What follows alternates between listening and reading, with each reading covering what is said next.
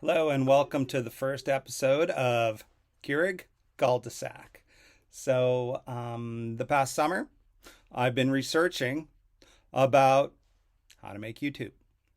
I work with kids, students in an elementary school, and probably a huge proportion of them want to be a YouTuber. So I always try to do things or create projects to get kids engaged with what they're learning. And I thought, well, maybe we'll figure out and share about being a YouTuber. Who are some of their favorite YouTubers? What makes a good YouTube channel? Why do they like it? And then together, maybe we'll create a YouTube rubric for the project. And that would sort of shape or help us moving forward about what we're going to be creating, what they're going to be doing, and then we'd move from there. So today's topic or episode is, it's about being bald. So it's a funny story that I always share with my daughter and sometimes some friends.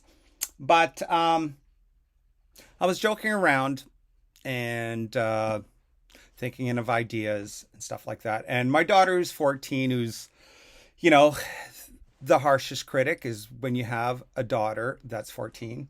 And when I came up with the idea of calling it the Kehrig Cul De Sac, she thought that was actually kind of funny. So a cul-de-sac is kind of like that back horseshoe shape behind a lot of bald men.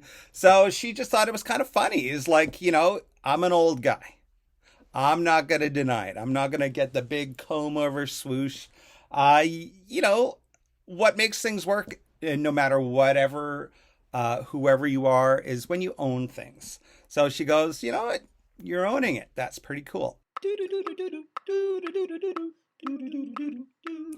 So going back to just a quick little story, I think the first time I noticed that men were bald or could be bald, I think it was around 4 or 5, and I was at my parents were hosting like a family reunion, and my dad was one of 12 children. He was like number 11 out of 12. So we had like tons of cousins hanging out, and it was probably like 1975 or so.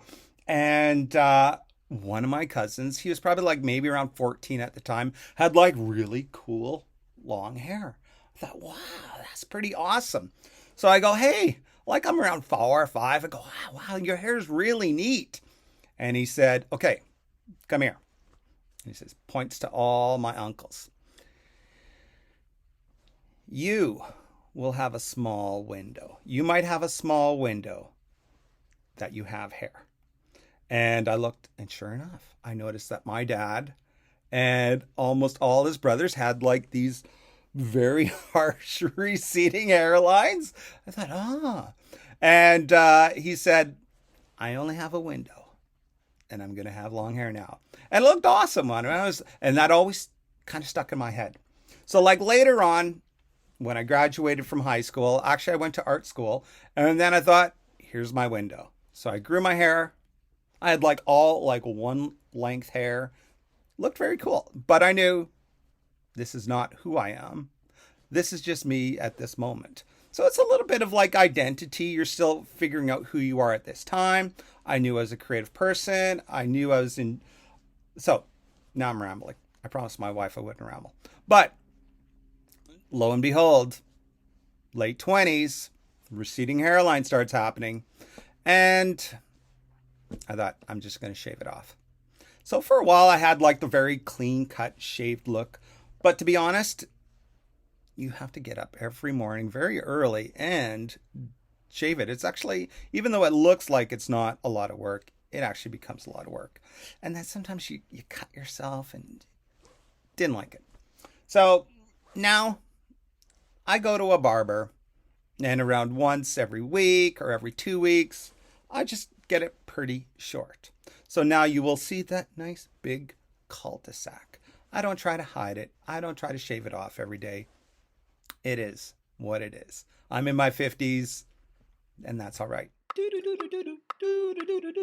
So the Kehrig Cul De Sac will be my YouTube episodes on my YouTube channel where I'm going to park some ideas at the cul-de-sac and then share with others. So it'll be an educational, cultural, and reflecting on even historical things. So it'll be an educational site. It's not a commercial site. It's I'm not setting it up to make money or anything like that. It's for me to learn and so that I can help other students learn about who are YouTubers, what do they do, what goes into a successful YouTube channel, and like anything you learn by doing.